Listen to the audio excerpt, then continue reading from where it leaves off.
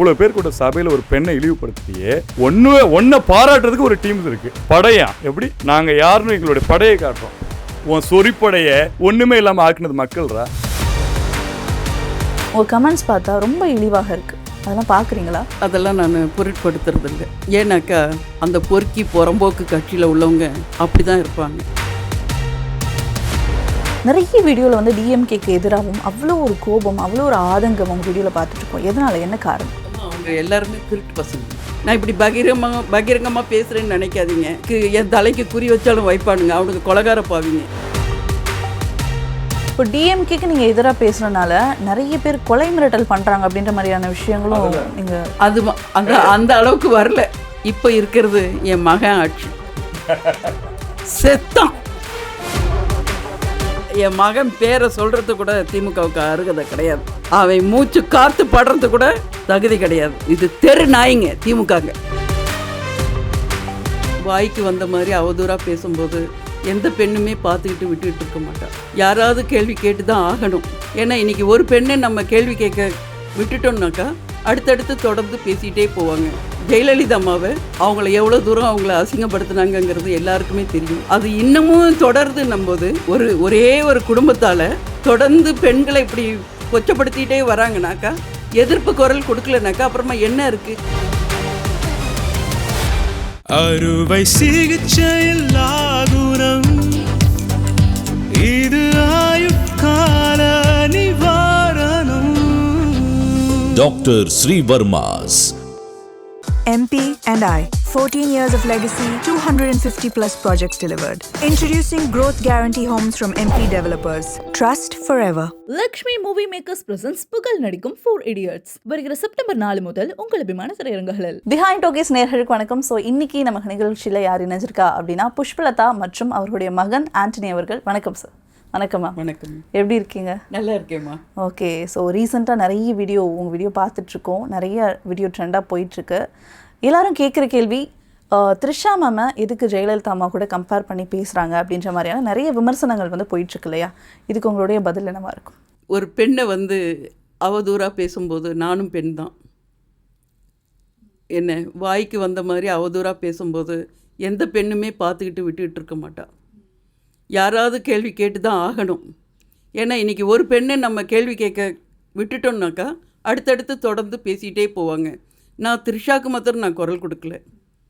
இப்போது இடையில ஒரு குழந்தைய பாலியல் பண்ணாங்களே, நான் இந்த மாதிரி பெண் குழந்தைங்களுக்கு யாருக்கு என்னென்ன நடக்குதோ உடனே நான் குரல் கொடுத்துருவேன். எதை பற்றியும் கவலைப்பட மாட்டேன். நான் ஒரு பெண், அதனால தான் நான் குரல் கொடுக்கறதே. ரெண்டாவது என்னன்னாக்கா, ஜெயலலிதா அம்மாவை சட்டசபையில் வச்சு பண்ணும்போது இதை இந்த மாதிரி மீடியாக்கள்லாம் அப்போல்லாம் அதிகமாக இல்லை. ஃபேஸ்புக்கு, இன்ஸ்டா இதெல்லாம் கிடையாது.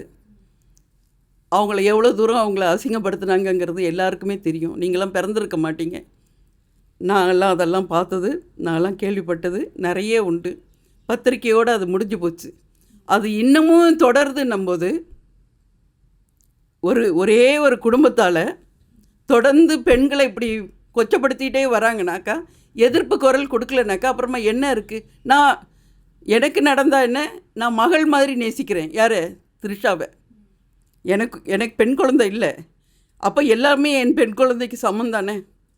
அந்த பிள்ளைய பேசினா என்ன, நான் பெற்ற மகளை பேசினா என்ன, எல்லாம் ஒன்று தான்.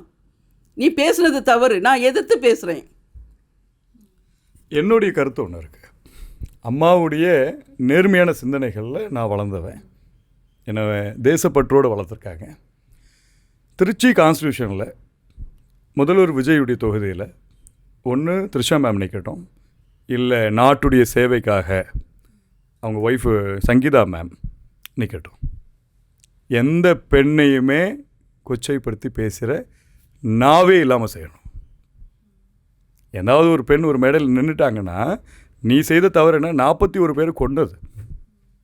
உன்னுடைய குதர்க்கங்கள் என்ன பண்ணுற, அதை டைவெர்ட் பண்ணி விடுறேன். உன்னோட கீழே ஒரு 10,000 பேர் இருப்பான், அவ்வளோதான். 10,000 பேர் வச்சுட்டு நீ பண்ணுற ட்ரிகரில் ஒரு பெண்ணுடைய மனதை சித்திரவதைப்படுத்துகிற.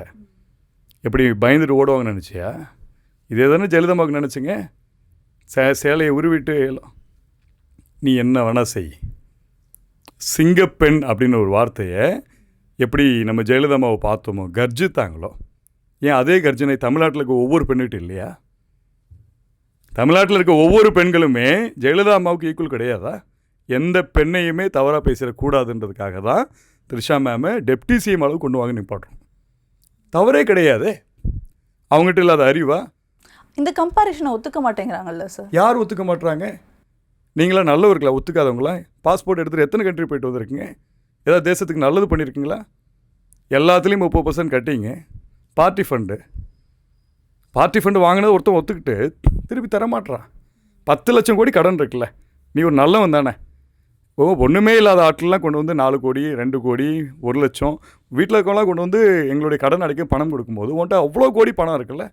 ஒருத்தவங்கிட்ட 1000 கோடி வாங்கியிருக்குன்னா ஊர் ஃபுல்லாக ஒரு 10,000 20,000 கோடி வாங்கியிருப்பல. லீகலாக உன்ட்ட பணம் இருக்குன்னா மனசாட்சி பொறுத்து யாரை கொண்டு வந்து கொடுக்கணும்? இதெல்லாம் நீ மறைக்கிறதுக்கு த்ரிஷாவை நீ டைவர்ட் பண்ணுறனா? த்ரிஷாவை வச்சு யாராக இருந்தாலும் சரி, முதல்வர் விஜயுடைய ஆட்கள் தான். அவர் யாரை கை காட்டினாலுமே அந்த இடத்துல அவங்க ஜெயிச்சிருவாங்க. அந்த இடத்துல த்ரிஷா மேம் நிற்கணும். அந்த டெப்டி சிஎம் பதவியில் அவங்க வந்து நிற்கணும். எவன்லாம் குதிர்க்கம் பேசணும் அவங்களாம் ஓட விடணும். நீ செய்த அத்தனை தவறையும் வெளிக்கொண்டு வரணும். பார்ட்டி ஃபண்டை ரிட்டர்ன் பண்ண முடியாதுன்றது கெத்தாக சொல்கிற. ஒரு திருடிட்டு போயிடுறான். திருடிட்டு போன இடத்துக்கு சரி சமன் பண்ணுறதுக்கு மக்கள் கொண்டு வந்து பணத்தை கொடுக்குறாங்க. யார்கிட்ட பணத்தை வாங்கணும்? திருடன்றது வாங்கணுமா இல்லையா? மனசாட்சி பொறுத்து தமிழ்நாட்டில் எவ்வளவோ பேர் ஹேண்டிகேப்பில் இருக்காங்க. எவ்வளோ பேருக்கு சேர் வேணும், எவ்வளோ பேருக்கு அந்த ரன்னிங் சேர் வேணும், எவ்வளவோ ஆசிரமங்களுக்கு டொனேஷன் இல்லாமல் இருக்காங்க. உன்னுடைய திமுகவில் இருக்கக்கூடிய ஃபண்டோடைய டொனேஷன் எவ்வளோடான்னு கேட்டால் சொல்ல மாட்டேறல. எடுத்து கொடுறா. எவ்வளோ பேர் ஆசிரமத்துலேருந்து கால் பண்ணுறாங்க, எவ்வளோ பேர் உதவிக்காக வெயிட் பண்ணிகிட்டு இருக்காங்க, எவ்வளோ பேர் கவலை கடியில் இருக்காங்க. ஒரு இன்ஜெக்ஷனுக்கு 1 கோடி ரூபாங்க, 50 லட்ச ரூபாங்க. எங்கள் மக்கள்கிட்ட எவ்வளோ பேர் காசு வாங்கிட்டு இருக்காங்க. உன்ட்ட இல்லாத பார்ட்டி ஃபண்டாடா? நீங்களா நல்லவங்களாடா? ஒரு சபையில் அவ்வளோ பேர் கூட சபையில் ஒரு பெண்ணை இழிவுபடுத்துறியே. ஒன்றை பாராட்டுறதுக்கு ஒரு டீம்ஸ் இருக்குது. படையா? எப்படி? நாங்கள் யாருன்னு எங்களுடைய படையை காட்டுறோம். உன் சொறிப்படையை ஒன்றுமே இல்லாமல் ஆக்குனது மக்கள்ரா. உன்கிட்ட இருக்க பணத்தை வச்சு நீ ஆடிட்டுருக்க. அந்த பணத்தை 1 ரூபா விடாமல் முதல்வர் வாங்குவார். வாங்கி அந்த கடன் அடைப்பார். ஒரே ஒரு கணக்குங்க. ஒரு வீட்டில் 10 லட்ச ரூபா காணும். ஒரு திருடன் வீட்டில் 10 லட்ச ரூபா பணம் இருக்குது. தமிழ்நாட்டுடைய கடன் 10 லட்சம் கோடி. உங்கள் ஒட்டுமொத்த திமுகவுடைய மொத்த அஜெண்டா 10 லட்சம் கோடி. கடனை எப்படி அடைப்ப? எப்படி டைவர்ட் பண்ணி விடுவானுங்க? போய் எங்கேயா தேடி கண்டுபிடிச்சிக்கணுவான். ஒன்றை உரிச்சா சரியே போடணும். தமிழ்நாடு கடனை அடைஞ்சோண்டா. ஆமாம், நீங்கள் இடையில ஒரு வீடியோவில் சொல்லியிருந்தீங்க சங்கீதா அவர்களும் விஜய் அவர்களும் சேர்ந்து தான் வாழ்கிறாங்க அப்படின்ற மாதிரி. அது இதை வச்சு சொல்கிறீங்க? எப்போவுமே விஜய் தம்பி மனசில் சங்கீதா எப்போவுமே இருக்காங்க. எல்லாரும் உங்களுக்கு வெளி பார்வைக்கு தான் என்னென்னவோ நீங்கள் பேசிகிட்டு இருக்கீங்க. அவர் மனசில் எப்போவுமே சங்கீதா தான். சங்கீதாவை தவிர வேறு யாருமே கிடையாது. ஏம்மா 2 குழந்தைக்கு தவப்பேம்மா, காதலித்த மனைவிமா, இதை யார் விடுவா? யார் வீட்லேயும் கொஞ்சம் மனசில் கவலைகள் கஷ்டங்கள் எது வேணாலும் இருக்கலாம். இன்றைக்கி அப்படி தெரியும். நாளைக்கு அவங்க 2 பேரும் ஜோடியாக சேர்ந்து வெளில வரும்போது பேசின வாயெல்லாம் என்ன பண்ணும்? புரியுதுங்களா இல்லையா? ஆனால் இங்கே பிரச்சனையே என்னம்மா, சங்கீதா அவர்கள் வந்து எந்த ஒரு நிகழ்வுக்குமே கலந்துக்க மாட்டாங்க. சிலவங்களுக்கு கூச்ச சுவாபம் இருக்கும்மா. இப்போ நான் என்னையே எடுத்துக்கிடுங்களேன். என்னை இப்போ அரசியல்வாதி மாதிரி ஆக்கி விட்டுட்டாங்க இந்த மக்கள். நான் யதார்த்தமாக என் மகனே நீட்டு காவேரி, நீ நினச்ச உடனே காவேரி நதி, நான் எந்த கட்சியும் ஆள் கிடையாது, நான் எந்த மேடையிலும் போய் பேசுகிற ஆள் கிடையாது. ஏதோ நடிச்சுட்டு என் மாட்டுக்கும் ஹவுஸ் ஒய்ஃபாக நான் இருந்துட்டு போவேன். என் மகனே உணர்ச்சி வசப்பட்டு என் மகனேன்னு சொல்லிட்டு நான் பேசினேன். கடைசியில் பாருங்கள், எல்லாருமா சேர்ந்து என்னை கட்சிக்காரி மாதிரி ஆக்கி வச்சுட்டாங்க. ஒவ்வொருத்தர் நீனு தாவேக்கால நீனு கட்சியில் ஆளார். இப்போ யோசிச்சு பாருங்களேன், ஏன் இந்த மாதிரி பேர் கூட அந்த அம்மாவுக்கு வச்சிடலாம்ல சங்கீதாவுக்கு? அவங்க ஹவுஸ் ஒய்ஃப், அவ்வளோதான். எப்போவுமே சங்கீதா மனசில் விஜய் இருக்காங்க, விஜய் மனசில் சங்கீதா இருக்காங்க. இது யாராலையுமே ஒன்றுமே பண்ண முடியாது. பேசுகிறவங்க எதை வேணாலும் பேசிட்டு போகலாம். 2 குழந்தைக்கு தாய் தகப்பேம்மா, ஊர் 1000 பேசும். அவங்க 2 பேரும் காதலித்து திருமணம் பண்ணவங்க. அதை யாராலையுமே ஒன்றுமே பண்ண முடியாது. அது என் நெஞ்சுக்குள்ளே இருக்கிற 2 பேர் ஒருத்தர் அவங்க மனசுக்குள்ளே இருக்கிறது அவங்களுக்குள்ளே தான் அது. இப்போ த்ரிஷா பற்றி பேசிகிட்டு இருந்தோம் இல்லையா, நான் உங்கள் சைடுக்கே வரேன். இப்போது நிறைய பேரோட கருத்து என்னவா இருக்குது அப்படின்னா, த்ரிஷா அவர்களுக்கு வந்து தெரியும், அதாவது நம்மளை சுற்றி நெகட்டிவிட்டி பரவுது, நம்மளால் வந்து சிஎம்க்கு வந்து சில நெகட்டிவிட்டி இருக்குது அப்படின்றது. ஸோ அவங்க அதுலேருந்து கொஞ்சம் விலகி இருக்கலாம். இப்போ ரீசெண்டாக பார்த்தோம்னா இண்டிபெண்டன்ஸ் டேக்கு கூட அவங்கள கூப்பிட்டுருந்தாங்க, அவங்க வந்திருந்தாங்க. அந்த இடத்துல வராமல் இருந்திருந்தா அவங்களோட நெகட்டிவிட்டி கொஞ்சம் கம்மியாக இருக்குமே அப்படின்ற மாதிரியான விஷயங்கள்லாம் இருக்கு இல்லையா? யார் பேசுனா என்ன, யார் சொன்னால் என்ன, அதை பற்றி யாருக்கும் கவலை கிடையாது. நம்ம மனசு சுத்தமாக இருக்கா? நான் என்னை பொறுத்த வரைக்கும் நான் அப்படி தான். நீ 1000 பேசுவே, நீ 1000 சொல்லுவே, எதை வேணாலும் திருச்சி பேசுவே, எதை வேணாலும் பண்ணுவேன். என் மனசு சுத்தம், என் மனசில் களங்கம் கிடையாது. நான் நேர்மையான ஆள். நான் எங்கே வேணாலும் போவேன், எங்கே வேணாலும் வருவேன். அந்த 3 பேருமா உட்காந்துருந்தாங்க பார்த்தீங்கல்ல, என் பார்வைக்கு ஒரு தகப்பன், ஒரு தாய், ஒரு மகள். கூட சங்கீதமும் உட்காந்துருந்தா இன்னும் நல்லா இருக்குமே, இன்னும் நல்லா இருந்திருக்கும். அம்மா அதான் சொல்கிறேனேம்மா, கூச்ச சுவாபமாக கூட இருக்கலாம் இல்லைடா. இப்போ நானே இருக்கேன், எப்படி நீ வந்து தான் ஆகணும்னுட்டு வம்பு பண்ணி சில இடங்களில் என்னை கூட்டிகிட்டு போவான் என் பையன். சில நேரம் நான் வரவே மாட்டேன்னிடுவேன். இப்போ இந்த நீங்கள் எடுக்கிறீங்கள, இது கூட நான் பேசணுமாடான்ட்டு நான் கேட்குறேன். நான் புரியுதுங்களா உங்களுக்கு? அந்த மாதிரி ஒவ்வொருத்தருக்கும் ஒவ்வொரு குணங்கள் இருக்கும். நாளடைவில் இப்போ தானம்மா முதலமைச்சர் ஆகியிருக்காங்க. பழக பழக அவங்களும் வந்துடுவாங்க. என் பார்வைக்கு அவங்க சகோதரன் சகோதரியாகவும் நட்பாக தான் தெரியுதுமா. ஊர் கண்ணு 1000 நினைக்கலாம், எனக்கு அதை பற்றி நான் கவலைப்பட மாட்டேன். என் பார்வைக்கு அவங்க 3 பேர் உட்கார்ந்த பார்வையை பார்க்கும்போது தாய், தகப்பன், மக, நான் அப்படி தான் பார்க்குறேன். சமீப காலமாக உங்கள் வீடியோவில்மா நிறைய வீடியோஸ் பார்க்குறோம். நிறைய வீடியோவில் வந்து டிஎம்கேக்கு எதிராகவும் அவ்வளோ ஒரு கோபம், அவ்வளோ ஒரு ஆதங்கம் உங்கள் வீடியோவில் பார்த்துட்ருக்கோம். எதனால், என்ன காரணம்? அம்மா, அவங்க எல்லாருமே திருட்டு பசங்கம்மா. பச்சையே சொல்கிறேன், திருடர்கள். ஏன் இப்படி சொல்கிறேன்னா, தலைவன் எவ்வளியோ தொண்டனுமா அவ்வளி. என்ன நான் வந்து அகேன்ஸ்டாக நான் பேசுகிறேன்னு நினச்சிடாதீங்க. இங்கே தமிழ்நாட்டில் எத்தனை பேர் பாதிக்கப்பட்டிருக்காங்களோ அதில் நானும் ஒரு நபர். எல்லா விஷயத்துலையுமே என்னுடைய சொத்து பறி போனது, என்னுடைய பணம் பறி போனது, என்னுடைய என்னுடைய பணம் பறி போனது, என்னுடைய கார்கள் பறி போனது, என்னுடைய மகனுடைய கதைகள் 2 இதே திமுக கட்சினால் பறி போனது. இது இல்லாமல் என் மகனுக்கு சட்டப்பூர்வமாக ஒரு எப்படி சொல்கிறது, அது வந்து ஒரு தவறான ஒரு, அதுவும் ஆமாம், அந்த ஒரு கேஸு. இத்தனையும் ஒரே குடும்பத்தில் இன்னும் நான் சாகாமல் இருக்கேன் திமுகவினால். நான் இப்படி பகிரங்கமாக பேசுகிறேன்னு நினைக்காதீங்க.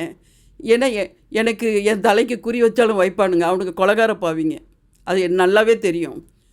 அப்படி போனாலும் பரவாயில்ல, ஏன்னா இத்தனையும் செஞ்சுருக்கானுங்களே. ஏன்னா இந்த உயிர் எடுக்கிறதுக்கு என்ன அவங்களுக்கு என்ன இதுவா இவ்வளோ விஷயங்களும் அவங்க? ஆமாம், ஆமாம்மா, ஒரே ஒரு நிமிஷம். உங்ககிட்ட ஆதாரம் இருக்கு? எல்லாமே இருக்குமா, எல்லாம் பக்காவாக வச்சுருக்கேம்மா. நான் சொல்கிறேன், டிஎம்கேவுடைய ஆட்சியில் அம்மாவுடைய ப்ராப்பர்ட்டியை என் மூத்தண்ணன் ஒரு டிஎம்கே லாயருக்கு வித்துறாரு. எங்கள் அண்ணனும் போய் ரிட்டன் பேக் கேட்குறாரு, எங்கள் அம்மாவும் கேட்குறாங்க. தர முடியாது, என்ன வேணால் செஞ்சுக்கின்றாங்க. அவன் என்ன பண்ணுறான், குடிபோதையில் கொடுத்துட்றான், எழுதி கொடுத்துட்றான். இவங்க தானமாக கொடுக்குறாங்க, அவன் கொடுத்துட்றான். திருப்பி கேட்டால் கொடுக்கணும். கலெக்டர் ஆஃபீஸ்க்கு போயிட்டு நான் உயிரோடு தான் இருக்கேன், ஹஸ்பண்ட் அண்ட் ஒய்ஃப் உயிரோடு இருக்காங்க, எங்கள் ஆட்சியில் என்ன வேணால் செய்வோம் பார்த்துப்போன்றான். கொடுங்க கூட முடியாதுன்னா இன்றைக்கி அவன் மரணிச்சிட்டான். மரணிச்சிட்டான். 2வது என்னுடைய ஸ்டோரி வந்து போகன். ஐஸ்வரி கணேஷ் எந்த கட்சியை சேர்ந்தவர்? போகன் உங்களோட கதை? ஆமாம், டிஎம்கே. ஃபோன் பண்ணுறேன், சார் என்னுடைய ஸ்டோரி சார்.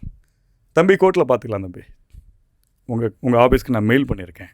ஜட்ஜி சொல்கிறாரு, இவனுக்கெல்லாம் முடியாதுப்பா, ஏதாவது காசு கொடுத்தா வாங்கிப்பா, உன் கதை தான் பண்ணுறாரு. சார் உங்ககிட்ட நீதி கிடைக்கலன்னா எனக்கு நீதியே வேணான்னு வந்துடுறேன். 10 வருஷம் என் வாழ்க்கை போராட்டமாக்குனது யாருமா? 22 கோடி ரூபாய்க்கு படம் கம்மிட் ஆனது நானுமா? என் கதையை தப்பு பண்ணுறதுக்கு ஒன்று தைரியம் கொடுத்தது யார்? இதே விஜய் ஆண்டனி கதை சொல்கிறேன், அத்தனை பேர் இருக்காங்க அவன் ஆஃபீஸில், 12 பேர் முன்னாடி கதை சொல்கிறேன். சூப்பர், விஜய் ஆண்டனி சொல்கிறாப்புல என் ஆண்டனி என் ஃப்ரெண்டு, பழைய ஃப்ரெண்டு, கதை நல்ல கதை. அந்த கதையை நீ டைரக்ட் பண்ணுறதுக்கு உனக்கு எப்படி இவ்வளோ தில்லு கிடைக்கிது? நீங்கள் கேஸ் போட்டிங்களா சார்? என்றைக்குமே ஒன்று, எந்த ஹீரோட கதை சொன்னாலுமே எடுத்தோடனே மெயிலில் வாங்கிக்க மாட்டாங்க. அதுதான் அவனுடைய ஸ்மார்ட்னஸ். நான் கதை சொல்கிறவர்களும் ஆக்டராக இருந்த ஒருத்தவன் அதுக்கப்புறம் டைரக்டராக மாறுறான். என்னுடைய கதை என்கிட்ட செல்ஃப் மெயிலில் இருக்குல்ல, ப்ரூஃப் இல்லாமல் பேசுவேன்னா, ரைட்டர்ஸ் யூனியனில் ரிஜிஸ்டர் பண்ணாமல் வச்சுருப்பேன்னா, என்ன தான் போய் கம்ப்ளைண்ட் பண்ணாலும் 10 லட்ச ரூபா பேசுவானுங்கம்மா, அவ்வளோதாம்மா இவனுங்க. அப்போ அவனுக்கு கிருத்திகா உதயநிதி சப்போர்ட் இருக்குன்னு தானே காரணம். உண்மை தான். விஜய் ஆண்டனியை கூட லைவ் டிபேட் உட்கார சொல்லுங்கள். நான் சொன்ன கதை பியூட்டிஃபுல்லான கதை, முதல்வனோட பவர்ஃபுல்லான கதை. இந்த நாய் பிச்சைக்காரன் 2ன்னு பேரை வச்சு கொண்டு போய் பிச்சைக்காரனை கொண்டு போய் மேலே உட்கார வச்சு பிச்சைக்காரங்களுக்கு பணம் கொடுத்துக்கலான்ட்டான். இது ஒரு கதையே. அது த டைட்டில் இஸ் ஒன் அப்படின்னு ஒரு கதையை விஜய் அன்னைக்கு சொல்கிறேன். பிச்சைக்காரன் ஆகிட்டே உன் அறிவு அவ்வளோதானா? அடுத்த மாதமே அவனுடைய குழந்தை இறந்துடுறா. போடான்னு போய்ட்டு போ, வாட்ஸ்அப்பில் மெசேஜ் போடுறேன். அதுவும் ஒரு கவிதை எழுதி போடுறேன். அந்த கவிதையை சிமிலியராக எடுத்து போஸ்ட் போடுறாப்புல. டபுள் டிக் ஆகுது, ரிப்ளையே பண்ண மாட்டாப்புல. இந்த மாதிரி நிறைய விஷயங்களாக இருக்கட்டும். உங்கள் வீடியோக்கு கீழே இப்போ டிஎம்கேக்கு எதிரான சில விஷயங்கள் நீங்கள் பேசுகிறீங்க, அதுவும் இல்லாமல் த்ரிஷாவுக்கு சப்போர்ட் பண்ணி சில விஷயங்கள் பேசுகிறீங்க. உங்கள் கமெண்ட்ஸ் பார்த்தா ரொம்ப இழிவாக இருக்குது. அதெல்லாம் பார்க்குறீங்களா? நான் அதெல்லாம் நான் பொருட்படுத்துறதில்ல. ஏன்னாக்கா அந்த பொறுக்கி புறம்போக்கு கட்சியில் உள்ளவங்க அப்படி தான் இருப்பாங்க. நல்லவங்க இதே இப்படி பேசுகிறேன்னு நினச்சிடக்கூடாது. கேவலமானவங்களுக்கு கேவலமான சிந்தனைகள் தான் இருக்கும். எந்த மாதிரி கமெண்ட் பார்க்குறீங்க? அது நிறைய வரும். நான் அதை பார்க்குறதில்ல. கொஞ்சம் முதல்ல ஆரம்பத்தில் மனசு கஷ்டமாக இருந்தது. என்ன வேணாலும் பேசிட்டு போட்டோம். ஆனால் உண்மையை நான் உறக்க சொல்லுவேன். நீ என்னை பேச நான் உண்மையை பகிரங்கமாக சொல்வேன். ஆமாம், ஒன்று எல்லாத்துக்கும் ஆதாரம் வச்சுருக்கேம்மா. இல்லைனாக்கா இவ்வளோ தில்லாக நான் பேச மாட்டேன். ஒரு இப்போ டிஎம்கேக்கு நீங்கள் எதிராக பேசுகிறனால நிறைய பேர் கொலை மிரட்டல் பண்ணுறாங்க அப்படின்ற மாதிரியான விஷயங்களும் நீங்கள் அது அந்த அளவுக்கு வரல. இப்போ இருக்கிறது என் மகன் ஆட்சி. செத்தான் பயந்தாங்கொழியத்தனமாக தான் பின்னால், அதுவும் ஒரு ஃபோட்டோ கூட இல்லாமல் ஃபேக் ஐடியில் போட்டுக்கிட்டு இருக்கானுங்க மெசேஜை. நான் தானிட்டு பகிரங்கமாக கூட போடுறதில்லை. ஃபேக் ஐடியில் இன்னும் தேவாப்போ இதுக்கு மேலே நீ என்ன பேச போகிற? இப்போ என்ன போயிட்டுருக்கு அப்படின்னா, விஜய் சாருக்கு சப்போர்ட் பண்ணாலே ட்ரெண்ட் ஆயிடலாம் அப்படின்ற ஒரு ஐடியாவில் நீங்களும் அதுதான் பண்ணுறீங்க அப்படின்ற விஷயங்களுமே சொல்கிறாங்கல்ல. அது எந்த அளவுக்கு உண்மை? விஜய் பற்றி பேசி தான் நாங்கள் பிரபலம் ஆகணுன்னிட்டு கிடையாது. என் கணவர் எழுத்தாளர், கவிஞர், இப்போ தான் காலமானார். நான் ஒரு 40 பேர்கிட்ட வேலைக்கு நான் கூல்ட்ரிங்க்ஸ் கம்பெனி நடத்திட்டு இருக்கேன். இப்போ தான் இந்த கோவிடில் தான் நாங்கள் ஷட் டவுன் பண்ணது. என் பையன் கேமராமேன், இயக்குனர். இல்லை ஒரே நிமிஷம். நீங்கள் கேட்ட கேள்வி பர்சனலாக நான் கெத்துமா? நான் ரொம்ப கெத்து, ரொம்ப ஸ்டஃப். இப்படியெல்லாம் எவனும் பேச மாட்டான். அமெரிக்கன் மாதிரி ப்ரிப்பேர் நான். இந்தியர்களோட அமெரிக்கர்கள் 16 மடங்கு வேகமாக இருப்பாங்க. சீனர்கள் 10 மடங்கு வேகமாக இருப்பாங்க. அதெல்லாம் விட்டுருங்க. எங்கள் வீட்டில் நடந்த ஒரு துயரத்தில் ஒரு முக்கியமான துயரம், ஸ்ட்ரோக். அப்பாவுக்கு ஸ்ட்ரோக்குன்றதே எங்களுக்கு தெரியாது. ஸ்ட்ரோக் ஆகிடுறாரு. 48 மணி நேரம் கழிச்சு தான் ஒரு உண்மையை சொல்கிறாங்க. சார் 3 மணி நேரத்துக்கு தான் கோல்டன் ஹவர்ஸ். இந்த 3 மணி நேரத்துக்குள்ள ஒரு இன்ஜெக்ஷன் சொல்லியிருந்தால் உங்கள் அப்பா உயிர் காப்பாற்றிருக்கப்படும். நீங்கள் ஏன் சொசைட்டிக்கு நல்லது சொல்கிறீங்கன்றீங்க இல்லையா? நீ என்ன காசு வாங்குறியா, ரூட் மாஃபியாவா, என்னென்னமோ கொச்சையாக பேசுகிற அம்மாவெல்லாம் பேசுகிறேன். உன் வீட்டில் உன் தந்தை மரணிக்கும் பொழுது 3 மணி நேரம் கோல்டன் ஹவர்ஸ்ன்னு ஒரு அரசாங்கமும் உனக்கு தெரிவிக்கலை. முதல் நாளே சொல்லியிருக்கணும். சார் எம்ஆர்ஐ செக் பண்ணுங்கள், இதெல்லாம் செக் பண்ணுங்கள், டவுட் போடணும். நாங்கள் செலவு பண்ண ரெடியாக இருக்கோம். ஒரு நாளைக்கு 1.5 லட்ச ரூபா பில் கட்டணும். ஒரு நாள் ஒரு எம்ஆர்ஐ ஸ்கேன் எடுக்குன்னு சொல்ல முடியல, ஒரு டவுட் படல. நீ சொல்லியிருந்தேன்னா நாங்கள் செஞ்சுருப்போம். அந்த 3 மணி நேரத்துக்குள்ளே அந்த மெடிக்கல் யூனிட்டில் ஸ்ட்ரோக் மெடிசன் சொல்லியிருந்தா எங்கள் அப்பாவை காப்பாற்றிருப்பார். அந்த மரண வலி எங்களுக்கு இன்னமும் இருக்குது. முதல்வருக்கு அம்மா பேசியிருக்காங்க, எமர்ஜென்சி ஸ்ட்ரோக் யூனிட். யாருக்காவது வாதம்னு ஒரு சிம்டம்ஸ் வருதுன்னா உடனே அந்த யூனிட்டுக்கு ஃபோன் பண்ணி சொல்லணும். டாக்டர்ஸ் குழுவோடு வரட்டும், அங்கேயே உட்காந்து ரிசர்ச் பண்ணட்டும், அங்கேயே என்ன டெஸ்ட்டோ பார்க்கணும். இல்லை அங்கேருந்து எமர்ஜென்சியை கொண்டு போய் எல்லாம் செய்யுங்க. 3 மணி நேரத்துக்குள்ளே அந்த குணப்படுத்திட்டோம்னா அந்த ஸ்ட்ரோக்லேருந்து வெளியே வந்துடுவாங்க. ஸ்ட்ரோக்கால் பாதிக்கப்பட்ட எல்லாருக்கும் தெரியும், 30 வயசு பெண்களுக்கு ஸ்ட்ரோக் வந்திருக்கு. ஒரு நாட்டுடைய முக்கியத்துவம் என்னன்னு தெரிஞ்சிக்காமே நீங்கள் செய்யக்கூடாது. நான் பல நாடுகளுக்கு போயிருக்கேன், பல கண்ட்ரி கவர்மெண்ட்டோட பேசியிருக்கேன், பல அம்பாசடர்ஸோடு பேசியிருக்கேன். பக்கத்து ஸ்டேட்டில் நம்ம பாண்டிச்சேரியில் ஜோஸ் சார்லஸ் மார்ட்டினோட 10 நாள் இருந்தேன். அவரை பார்க்குறதுக்கு வந்ததெல்லாம் வேர்ல்டு அம்பாசடர்ஸ் வந்துட்டாங்க. ஒரு மனிதன் எப்படிலாம் எவ்வளோ அறிவாக இருக்கணும்னு ஜோஸ் சார்லஸ் மார்ட்டினோட கூட நான் பார்த்தேன். அவ்வளோ சிறந்த அறிவாளி. அப்போ அதெல்லாம் நம்ம செயல்படுத்துவோம். தமிழ்நாட்டு நம்பர் 1 கொண்டு வருவோம், இந்தியாவே நம்பர் 1 கொண்டு வருவோம், அறிவாளர்கள்லாம் ஒன்று சேர்த்துருவோம். கட்சி பதவியெல்லாம் தேவையில்லாமா, ஐடியாவை மெயில் பண்ணி விட்ருவோம்மா, முடிஞ்சு போச்சா? யாருக்குமா வேணும் பதவி, ஆட்சிலாம்? செத்துருவானுங்க, கொன்றுவானுங்கம்மா, உயிர் முக்கியம். நிம்மதி வேணும் முதல்ல. நல்லது நினச்சிட்டாலே சொல்லிட்டு போயிட்டே இருக்கணும். எங்கள் மீடியாவில் நாங்கள் எங்களுடைய சேனலில் இந்த இன்ஸ்டாகிராமில் பேசி போட்டுருவோம். டெய்லி ஒரு நல்லது பேசிடுவோம். இவனுக்கு என்ன பண்ணுவானுங்கன்னா கொச்சையாக பேசிகிட்டே இருப்பானுங்க, யாரும் ஷேர் பண்ணக்கூடாதுன்னு. நான் சொன்னேன், நீங்கள் மாட்டுக்கு பேசுங்கம்மா, எதிர்காலங்களில் ஒரு நாள் உங்களுடைய 20 வருஷம் கழிச்சு கூட அது ரெக்கார்டில் இருக்கும். நீங்கள் யாரும் தெரிஞ்சுக்கணும், ஒரு நல்வழி என்ன தெரிஞ்சுக்கணும், போய் பார்க்கட்டும் மக்கள். நீங்கள் ஒரு வீடியோவில் சொல்லியிருப்பீங்க, என் உயிரே வந்து விஜய்க்காக தான், என் பிள்ளைகள் கூட எனக்கு முக்கியம் இல்லை, விஜய் சார் தான் முக்கியம் அப்படின்ற மாதிரி. அந்த அளவுக்கு விஜய் சார் மேலே ஏன் இவ்வளோ பற்று? நல்ல பிள்ளைம்மா, கர்வம் கிடையாதும்மா, எல்லாத்தையும் பார்த்துட்டா போல. இப்போ முதலமைச்சராக வந்து தான் பேர் புகழ் பதவி இதெல்லாம் பார்க்கணுன்னு அவசியம் கிடையாது. ஏன்னா நீங்கள் ஒரு 4 நாள் அவர் கூட வேலை ஆமாம்மா, பார்த்துருக்கேம்மா. 4 நாள் கூட இருந்து பார்த்துருக்கேன். 4 நாள் மக்கள் எத்தனை பேர் அவர் மேலே உயிர் வச்சுருக்காங்கன்னு பார்த்தேன். 10 வயசு குழந்தையிலேருந்து ஒரு சம்பவம் ஒன்று நடந்தது. இங்கே அம்பத்தூரில் தான் அந்த நாங்கள் ஷூட் பண்ணது. 2 நாளாக எல்லா கூட்டமும் வந்து நின்றுட்டுருக்கு, போலீஸ் பாதுகாப்புலாம் இருக்குது. 3ஆவது நாளாக ஆயிடுச்சு. 3ஆவது நாள் அந்த 10 வயசு பையன் ஒரு சொல்லக்கூடாது, சொன்னாக்கா பிள்ளைங்களுக்கெல்லாம் அந்த சிந்தனைகள் வந்துடும். விஜய் எப்படியாவது வெளியில் வந்துடணுன்ட்டு அந்த பையன் அந்த செயல் பண்ணிட்டா போல. பட்டு வேட்டி பட்டு சட்டை. விஜய்னால் பார்த்துக்கிட்டு நிற்க முடியல, எல்லாரையும் தள்ளி போட்டு ஓடி போய் அந்த குழந்தைய தூக்கிட்டா போல. அந்த 10 வயசு பையன், இப்போ அந்த பையன் 20 வயசு 22 வயசு இருக்குன்னு வைங்களேன். சின்ன சின்ன குழந்தைங்க மனசுலலாம் யாருமா போய் நிற்பா? இப்போ நம்ம வீட்லேயே ஒரு குழந்தை இருக்குதுன்னு வச்சுக்கிடுங்க, 24 மணி நேரம் நம்மளை நேசிக்கும்ன்ட்டு நம்ம சொல்ல முடியுமா? ஒரு குழந்தைக்கு நம்மளை பிடிக்கும், ஒரு குழந்தைக்கு நம்மளை பிடிக்காது. ஆனால் விஜய் அப்படி கிடையாதும்மா. குழந்தைங்க மனசில் போய் நின்றுருக்கா போலம்மா. நான் கண் கொண்டு பார்த்துருக்கேன்.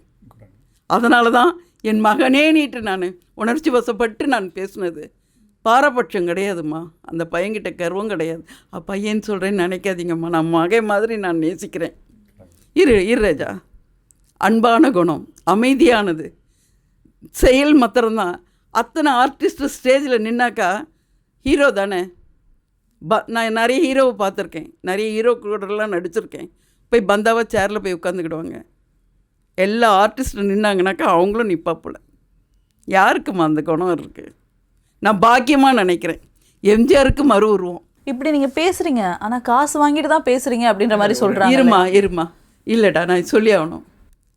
இறைவன் ஒருத்தன் இருக்கான்ல, நான் இறைவனுக்கும் கணவனுக்கும் என் மனசாட்சிக்கும் தான் நான். புரியுதுங்களா? அது எனக்கு தெரிஞ்ச போதும். ஒரு எமர்ஜென்சி ஸ்ட்ரோக் யூனிட்னு ஒன்று வேணும்னு சொல்கிறோம். ஸ்ட்ரோக்கால் பாதிக்கப்பட்டு பேச வந்திருக்கோன்னு சொல்கிறோம். மறுபடியும் எங்ககிட்ட கேட்குறீங்களே பணம் வாங்கியிருக்கலான்னு. நாங்கள் டொனேஷன் பண்ணுற ஆளுங்கம்மா, சரியா? டொனேஷன் பண்ணுவோம், சொல்லக்கூடாது, செய்கிறது சொல்லக்கூடாது, சரியா? அந்த கேள்வி இன்னுமேட்டு கேட்டுறாதீங்க. கொடுத்து பழகின கை. எங்கள் அப்பா ரோடு போட்டு கொடுத்துருக்காரு, சரியா? அப்படி கிடையாது. விஜய் சாரை பற்றி என்ன தெரியும்னு எங்கள் அம்மாட்ட கேட்டிங்கன்னா, எங்கள் வீட்டில் ரொம்ப பக்கத்து நெய்பர் யாருன்னா சந்திரமோகன், விஜய் சாருடைய பர்சனல் டெக்னீஷியன். ஓகே, இவர் கிட்டத்தட்ட ஒரு 15 வருஷமாக விஜய் சார் கூட இருந்திருக்காப்புல. இப்போ தான் சமீபங்களில் உடம்பு முடியலன்னு இல்லை, மதுரையில் இருக்கார். அந்த வீட்டில் அவர் எவ்வளோ நல்லது பண்ணிகிட்ருக்காரு. அந்த குழந்தைங்களுக்கு புக்ஸு கொடுக்குறது நிறைய சொல்லிக்கிட்டே இருப்பார். அவருடைய வீட்டுக்கும் 1-2 வரும், என்னென்ன விஜய் சார் ஃபோட்டோவாக இருக்குது அப்படின்னுவேன். எப்போது சின்ன வயசுலேருந்து, என்னுடைய சின்ன வயசு, என்னோடய 15 வயசுலேருந்து சொல்கிறேன். இப்போ எனக்கு 37. அப்புறம் பாருங்கள் எவ்வளோ வருஷம் பாருங்கள். தம்பி கொடுப்பார், தம்பி நிறைய கொடுப்பார், தம்பி ஏகப்பட்ட பேருக்கு எல்லாம் பண்ணுவார், என்னென்னமோ பண்ணுவார். இது கொடுத்துருக்காரு, இந்த புக்கு ஸ்கூலு அது இதுன்னு நிறைய பேர் படிக்க வைக்கிறது. காதில் மட்டும் இல்லை, கண்ணாலும் பார்த்துருக்கோம்ல. அவர் ஜெயிச்ச பிற்பாடு பேச வரலங்க, எங்களுக்கு தெரியும்ல, 20 வருஷமாக எங்களுக்கு தெரியும்ல. அவர் வீட்டில் ஒரு டெக்னீஷியன் ஒருத்தர் ஒர்க் பண்ணுறாரு. அவர் சிஎம் செரமனிக்கு அவங்க வீட்டில் வந்து ஒர்க் பண்ணவங்களாம் கூப்பிட்டு வந்துட்டார்ல. எவ்வளோ பேருக்குமா அது நல்ல மனசு இருக்கும். சரி பரவாயில்ல. 2வது, ஆட்சிக்கு வந்த பிற்பாடு லைவாக சட்டசபையில் லைவ் கொடுத்தாரு. பார்ட்டி ஃபண்டுன்னு ஒன்று கிடையாதுன்னு கொண்டு வந்தார். 30% யாரும் கட்டிங் கொடுக்க வேணான்னாரு. ஊழல் இல்லாத ஒரு ஆட்சி செய்கிறார். இது எல்லாமே உங்களுக்கு தெரியும். இந்த நல்லது செய்கிற ஒருத்தவங்களுக்கு நீங்கள் சப்போர்ட் பண்ணுங்களா மாட்டீங்களா? என்னம்மா கதை இது? என்ன கதை கொடுக்குறானுங்க சொல்லுங்கள். இவனுங்க மற்ற எல்லாரும் சொல்லுவானுங்க நாங்கள் வந்தால் செய்வோன்னுவானுங்க. இப்போ சீமான் என்ன சொல்லுவார்? வந்தால் செய்வோன்னுவார். வராமல் என்ன செய்வாங்கன்னா, வராமல் நாங்கள் எதுவும் செய்ய மாட்டோம். வராமையும் செய்தவர் விஜய். வந்து அமைதியாக செஞ்சிட்ருக்காரு. அதுதான் விஷயம். பிரபலப்படுத்தவே இல்லை. அமைதியாக எல்லா வேலைகளும் நல்லபடியாக நடந்துகிட்ருக்கு. ஃபஸ்ட்டு இந்த கிளம்பாக்கம் பஸ் ஸ்டாண்டில் ஒரு பிரச்சனை உடனே ஒருத்தர் ஓடி வந்தாரா? எந்த அமைச்சர்மா ஓடி வந்து உடனே பதில் சொல்லிட்டு இருக்காங்க? அதுவும் ஓடி வந்து பதில் சொல்கிறாரா? ஓடி வருது யாருமா பண்ணாங்க போன ஆட்சிகளில்? உங்களுக்கு ஒரு பிரச்சனைனா மனசு பதட்டப்படணுன்ற இடம் இருக்கு இல்லையா, அவன் தான் நல்லவன். இப்படி இப்போ இந்த அமைச்சர் ரமேஷ் வடபழனி முருகர் கோயிலுக்குள்ளே உள் பிரகாரம் போகிறதுக்கு உள்ள அனுமதி இல்லைன்ட்டாங்க. திமுக ஆட்சிகள்னு மாறும்போது அனுமதி இல்லை. நான் வீடியோ போடுறேன், உடனே அமைச்சர் வராரு, புசி அனந்த் வராரு, அந்த லோக்கல் எம்எல்ஏ வராங்க. எல்லோரும் வந்துட்டு திங்கள் வியாழன் புதன் 3 நாள் உள் பிரகாரம் போயிடுவதுக்கு அலோவ் பண்ணிட்டாங்க. எல்லோரும் எனக்கு சொன்னாங்க, சார் ரொம்ப நன்றி சார், உங்களை முருகர் பார்க்குற மாதிரி. முருகர் எங்களுக்கு விஜய் தாங்க. தமிழக முதல்வருக்குன்னு வீடியோ எடுத்து போட்டேன். அந்த வீடியோ எடுத்து போட்டோடனே அமைச்சர் வந்து கேட்குறாப்புல, என்ன பண்ணணும்னு சொல்லுங்கன்னு கேட்குறாப்புல. அந்த மக்கள் எல்லாரையும் கூப்பிட்டு வச்சு, பூக்கடையில் இருக்காங்க 20 பேர் கூப்பிட்டு வச்சு, அம்மா இந்த கேமராலாம் ஆஃப் பண்ணுங்கம்மா, அம்மா பையனை பேசலாம், என்னம்மா பிரச்சனை? இப்படி யாரா பேசியிருக்கீங்க? உங்கள் அம்மா பையனாக பேசுவோம்மா, வீடியோவே இருக்குமா, கேமரா ஆஃப் பண்ணுங்க, எங்கள் அம்மா பையனா நான் பேசுகிறேன். அம்மாவுமே நிறைய வீடியோஸ் போடுறாங்க இல்லையா, அந்த கோரிக்கையில் நிறைவேறுதா? ஆகிட்டே இருக்கேம்மா, ஒவ்வொன்றா ஆகிட்டு இருக்குமா, நிறைய போட்டுக்கிட்டு இருக்கேன், ஒவ்வொன்றா நிறைய போட்டுக்கிட்டு இருக்கேன், ஒவ்வொன்றா நடந்துகிட்ருக்கு. நான் விஜய் தம்பியை மாத்திரம் சொல்ல வரல, விஜய் தம்பியில் அவங்கள சுற்றி இருக்காங்கல்ல, அந்த கட்சியில் அந்த கேபினில் எல்லாருமே அந்த தம்பிக்கு ஏற்ற குணம்தாம்மா. நான் விஜய் மாத்திரம் என் மகன் சொல்ல வரல. அதில் விஜய் கூட எத்தனை அந்த கேபினில் விஜயை சுற்றி எத்தனை பேர் இருக்காங்களோ எல்லாருமே என் பிள்ளைங்க தான். விஜய்க்கு என்ன குணம் இருக்கோ அதே குணம் அத்தனை பிள்ளைங்கக்கிட்டேயும் இருக்குது. அந்த ஒரு சாந்தம், அந்த ஒரு பணிவு, யாரையும் துச்சமாக பேசாமல், இந்த கட்சிக்காரங்க மாதிரி பார்க்க முடியலம்மா. நான் பெருமைக்காக பேச வரல. இது முன்னால் காங்கிரஸ் பீரியடில் முன்னால் இப்படி நாட்டுப்பற்றோடு இருப்பாங்க, புரியுதுங்களா?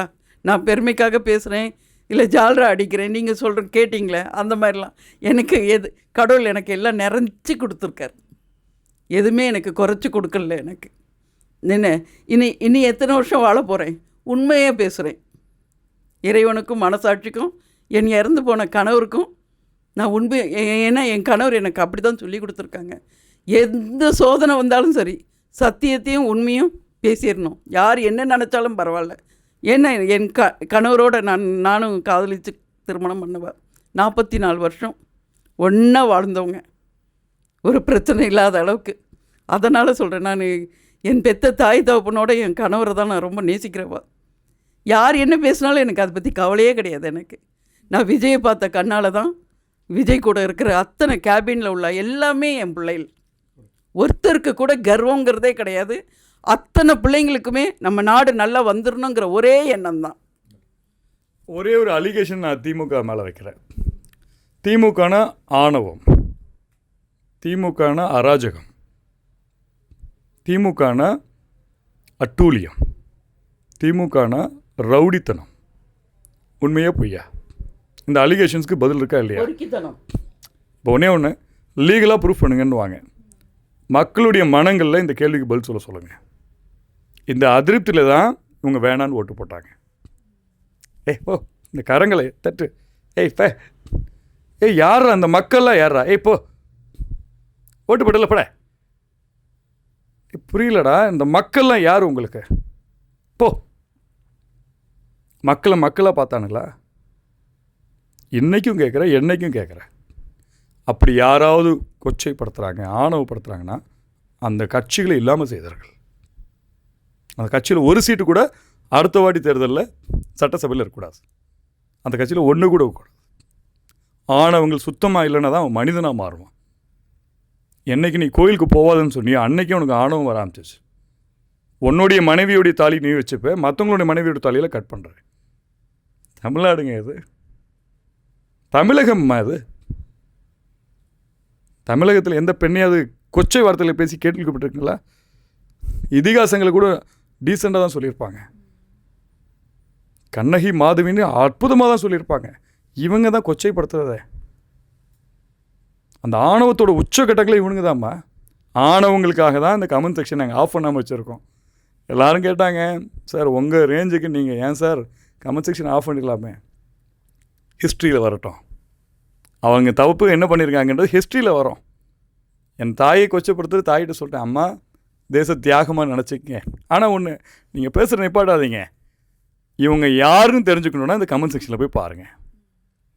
டெலிட்டே பண்ணாதீங்கன்ட்டேன். எவ்வளோ வேணால் வன்புணர்வு பண்ணட்டும், டெலிட்டே பண்ணிடாதீங்க. இவனுங்க யாருன்னு தெரியட்டும். புசியானந்த் சார் சொல்லியிருந்தாப்புல, சர்க்கார் படத்தோட ஒரு பேனர் கிழிச்சதுனால இன்றைக்கி இந்த நிலைமை என்னாரு. கமெண்ட் செக்ஷனில் போட்டதுனால உங்கள் கட்சி காலிடான்னு நான் சொல்கிறேன். 0, டிஎம்கே 0. ஓகே, நிறைய விஷயங்கள் பகிர்ந்துக்கிட்டீங்க. உங்கள் கருத்துக்கள் அதை ஸ்டே கொண்டு கொடுப்பீங்களேம்மா, அது என்னது செஞ்சு விட்ருங்களேன். செஞ்சிடட்டா? என் மகன் செஞ்சது நான் செய்கிறேன். அதில் தான் செய்யுங்களேன். இந்தியா நல்லா இருக்கணும்னா நீங்களாம் காலிடா. இல்லை, உண்மையில் என்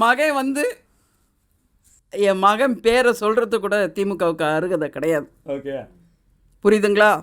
அவன் மூச்சு காற்று படுறது கூட தகுதி கிடையாது. இது தெரு நாய்ங்க திமுகங்க. அவ்வளோதான். எனக்கு அவ்வளோ, ஏன்னா என்கிட்ட எல்லாம் பக்காவாக இருக்குது. என்கிட்ட வா, வந்து பார். நன்றிம்மா, நிறைய விஷயங்கள் பகிர்ந்துக்கிட்டீங்க.